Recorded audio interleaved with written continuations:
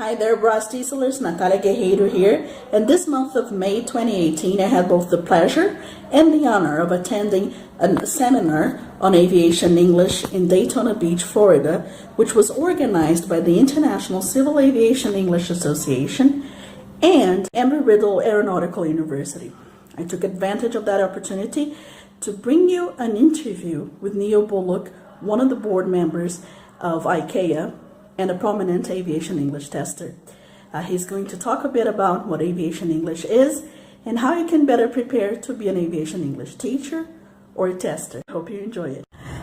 Hi there, Neil. What's Hi. aviation English in a nutshell? Aviation English is essentially the language which we see as spoken by air traffic controllers and pilots in aeronautical communication. We can also see it as air-to-ground communication.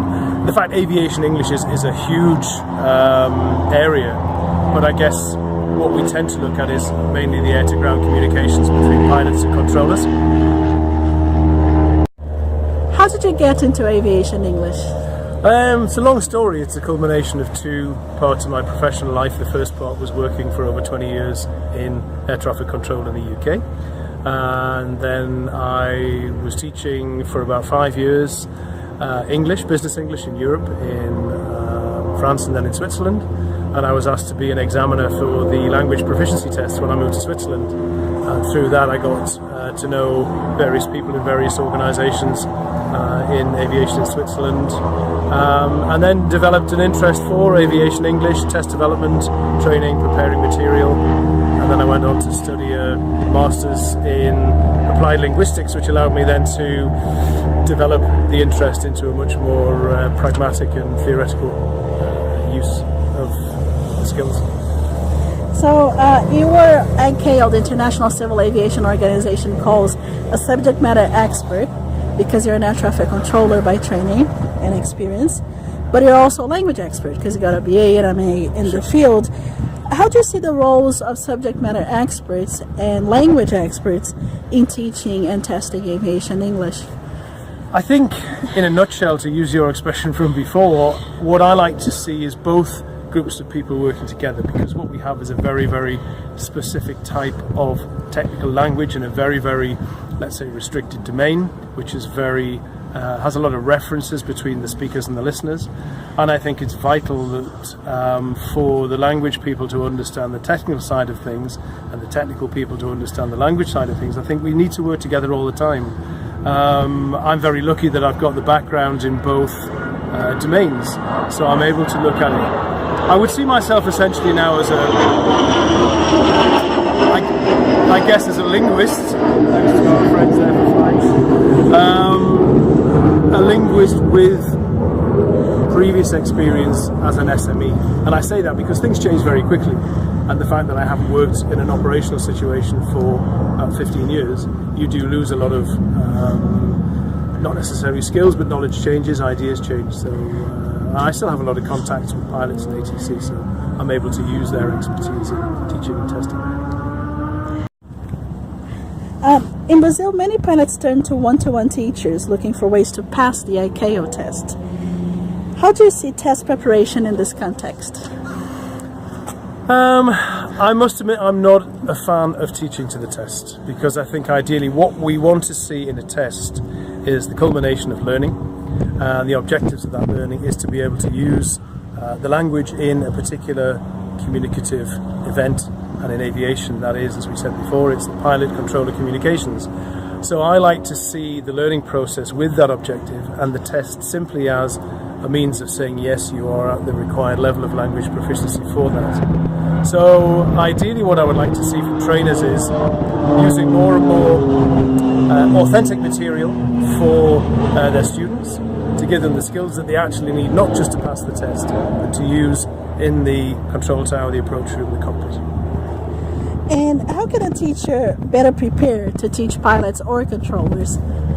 If the teacher is purely a language specialist, then my first advice would be to seek advice and help from a subject matter expert, so a pilot or a controller. try to arrange visits to operational sites. I'm aware we have quite strict security these days, but what I tend to do with my students, one example is to do a tour of the airfield one day, and I get the student to talk in English. I say, okay, what does this building do? What does this piece of equipment do? Tell me about this aircraft. And I'm integrating them into the kind of language that they actually need to use. So I think for a teacher to expose yourself as much as possible to the operational side of things and try and learn what the students really want as their objective in language learning, and never forget that your students are your subject matter specialists, and ask them to help you as well. You're on the board of ICAO, the International Civil Aviation English Association. What does ICAO do?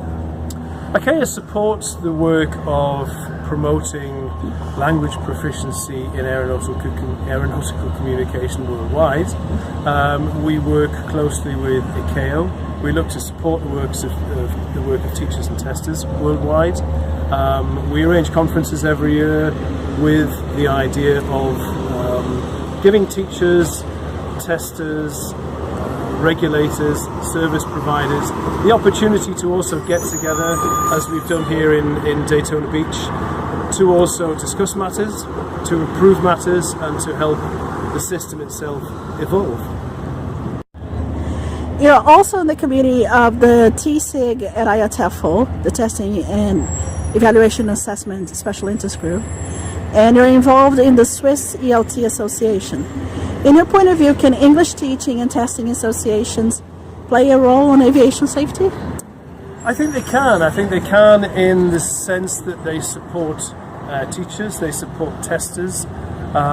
We also have an ESP, an English for Specific Purposes special interest group within IATEFL, which of course embraces aviation English because it is a very specific purpose domain. And like ICAO, we organise conferences, we organise webinars, and we give teachers the opportunity to enhance their skills, to be better prepared for the challenges ahead. And whilst aviation English or any kind of ESP domain is a very, very small area of teaching, then I would suggest that teaching as a whole is still made up of a lot of different components, and I think the services that IATEFL provide and their SIGs provide enhances teaching and testing in any sort of area. It's not simply just aviation. So again, it's a small part of what teachers need to be able to teach and test in the aviation domain. And above all, it's about safety. That's what our ultimate goal is. We're a very small part in the aeronautical world, as every component is, but all those components together, if we make them as safe as possible, ensure that we have flying as one of the safest forms of transport for everybody. Thank you. You're welcome.